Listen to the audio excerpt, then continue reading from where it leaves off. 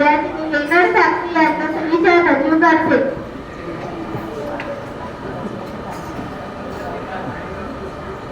આજનો સુવિચાર ધન પેડા તન ઉજરા બગલા કપટી અંગ તેથી તો કાગા ભલા તન મન એક જ રંગ.